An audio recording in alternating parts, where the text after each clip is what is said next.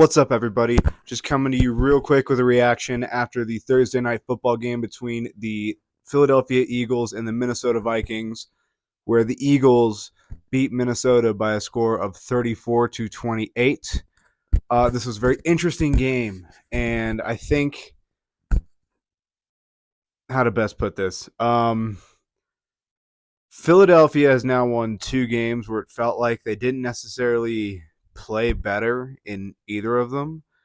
Credit to them for getting the win, but tonight was defined by sloppy play from the Vikings. And, of course, Philadelphia did one thing very, very well tonight. That was run the ball. They ran the ball for over 250 yards. That's very, very impressive. And it's really a testament to the fact that Minnesota's defensive line and defensive front is just not up to snuff. There's no good team in the league, certainly no good defense in the league, where all you can do is just run the ball on them the entire time, and they just take that happily. Overall, though, I think the first half of the game is where it was really sort of defined. The second half was a lot more standard, I suppose you could say, of an NFL game where other than some drops, where Minnesota had some ugly drops, but they didn't really cost them all too much. But what did cost them was the first half where they fumbled the ball, 3 times in the first half, and then right out of halftime in the second half. That is a great way to lose to a team like the Eagles. And especially in a game when it's one possession, that's costly, especially when several of the Minnesota turnovers happened in areas where they were more than likely going to score. Because basically every drive where they didn't score, they didn't have a whole lot of issues moving the ball up and down the field on the Eagles. And that's with a sort of patchwork offensive line. And I think that might be the thing that shocked me most from the Eagles' perspective. I figured their defense was going to be able to sort of, Justin Jefferson's going to get his numbers. But beyond that, I thought the Eagles were going to be able to really put it on the Vikings. And they really didn't. Whenever the Vikings wanted to throw the ball, outside of every once in a while, they'd get some pressure. But beyond that, the Eagles secondary really put up little to no resistance against the Vikings. And I think that first half is really where everything went wrong. I mean, right away, we have a punt return type fumble. And on a good return that got onto the Eagles side of the field. Philly immediately gets the ball back, gets a field goal. I think that's how it went. I think they got the field goal off that. And then they get the ball back. Alexander Madison puts the ball on the ground. They get the ball back. I don't think they scored off that one. One of those two, they got that field goal off, I'm pretty sure. And then the second one, they didn't. But then the one that I think was really costly and is the one that is going to sort of live in infamy, because in reality, it was a 10-point swing and a 6-point game. At approaching halftime, the Vikings were doing a 2-minute drill. I think originally they were just sort of intending to get a field goal. They were just trying to see if they could get anything. And then Justin Jefferson catches pretty good throw, deep ball throw, right down to the Eagles' 2-3 yard line is about where he catches it. He tries to spin and score a touchdown, fumbles the ball through the end zone, touchback. And instead of a Vikings touchdown, which had he just simply gone down there at the 2 yard line, they would have got a touchdown. The Eagles weren't doing much to stop them all night. So I feel pretty confident because they got to the red zone a couple other times, they scored. So either way, though, if he just doesn't do that, they don't get that field goal at the end of the half. And that 6 points that sort of is in between them is negated right away. And that's assuming that they just don't get a touchdown, even if they just kicked a field goal. So really what this game came down to is the Minnesota Vikings showing their sloppy nature right now. Because in week 1, they were sloppy as well. 3 turnovers week 1, 4 of them in week 2. That's more on the Vikings than it is on either of their opponents. I give the Eagles credit for forcing those to some level because you have to be attacking the ball, but this is what every defense does, or at least every defense worth their salt. And the Eagles, if nothing else, are a smart group, a talented group, but they came in moments where the Vikings were having no issues with the Eagles, and then they would just do something boneheaded. So overall, I think this is a game where everybody's talking about Minnesota should be feeling decent coming out of it. I don't quite agree with that. Their offense looked good. They didn't look good in week one, but yeah, their offense looked good tonight. But their defense it's really bad again.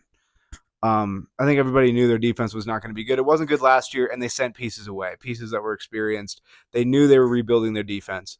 But when you're rebuilding your defense and they're giving up 250 yards rushing, you cannot be turning the ball over 4 times in a game against a team that everybody believes is a Super Bowl contender. It's just brutal. You can't have that. Kirk Cousins played a good game. Justin Jefferson played a great game. Everybody talks about that one-on-one matchup with Darius Slay. Justin Jefferson certainly won that for tonight. I think that the Vikings were just sloppy, and it showed. Like, this is some of those early season things that probably won't happen later in the year, but when you're playing a good team, you can't do it no matter what time of year. A loss counts as a loss, a win counts as a win, and the Eagles are now 2-0, and the Vikings are now 0-2. In terms of Philadelphia, I'm not necessarily concerned about them, but I'm seeing some signs that if I don't see them improve pretty quickly, I'm at least going to have some questions. Like, their passing game wasn't clicking at all, other than Devontae Smith catches 2 bombs. But beyond that, they really couldn't get anything going. There wasn't a whole lot going on in rhythm. And this isn't like the Vikings secondary is particularly elite either. They're really not. Their defense on the whole is a pretty talent bereft group. And Philadelphia couldn't really capitalize on that in the passing game.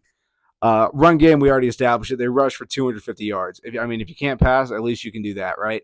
So this isn't like a panic button game for Philadelphia. But this is now 2 games where their offense really couldn't get it together. They went back to that old they got a whole bunch of situations tonight, like 3 or 4 times, where they got to do that little quarterback dive thing, which it works great. I'm not going to sit here and begrudge them that. They figured out something that people can't stop. And I think eventually the league will do something about it. But it's not like, I don't know, man. I don't think people complaining about that is very productive. It's a good play. It works. And they did that a couple times. DeAndre Swift had a really good game. Philadelphia, I think, could keep winning ugly, even if they don't play well and they're starting to show like some chinks in the armor or something like that. Or kinks in the armor. I don't even know what the hell I'm talking about. Philadelphia won ugly week 1. They won ugly week 2. And their next couple games, they have the opportunity to do the same thing. Philadelphia has a really sort of like cupcake schedule to open up the season, which is great for them. You win the games that are on your schedule, and then you're in the playoffs. So that's all right. But Minnesota's sort of the opposite. Minnesota's got a tougher road, especially right in front of them. I think that Minnesota could be that team that even though they played all right, their season just might be over before it starts, and especially in terms of winning their division. Philly is a team that I'm now going to be watching a little bit closer. We were all obviously already interested in the Eagles. The Eagles are, they're considered one of certainly like the top 3 teams in the NFC. I think everybody sort of views the NFC as a 3-team race between San Francisco, Dallas, and Philly. And coming out of the gates, obviously Dallas and San Fran still have to play week 2. But through week 1 and the Eagles week 2 game, they've been the least impressive of the 3. I'm not worried about them too much because I give a lot of leeway to teams early in the year. But it is certainly curious that against a Minnesota team that is really taking a step backwards on a side of the ball they're already bad at, that their passing game couldn't get going.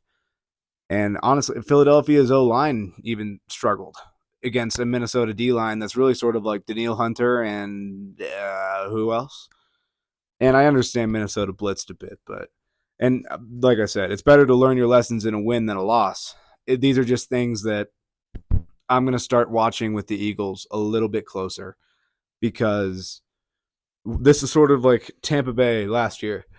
Everybody with Tampa Bay was like, "Oh, it's early, it's this, is that." The signs were there all along that there was something off about Tampa Bay. Now they didn't win everything right away, but there's always a contender that slips. There's always somebody that we thought was a pretender that rises. And keeping our eyes out for that. It looks like Buffalo could be that team in the AFC right away, but we'll see. Either way, there's not too much to say here. I'm going to do a little bit more thinking about this game. This is just sort of my first reaction. So in summary, Philly wins ugly. I'm a little curious about the Eagles, but I'm not worried. And Minnesota loses ugly and loses mostly by their own doing. So there you go. Sunday should be a fun slate of games. Looking forward to it. And yeah, I'll tune in with a couple little instant reactions out of those games too. And then obviously Monday, we got Monday Night Football, and I'll do some in depth reviews of these games. And yeah, looking forward to it.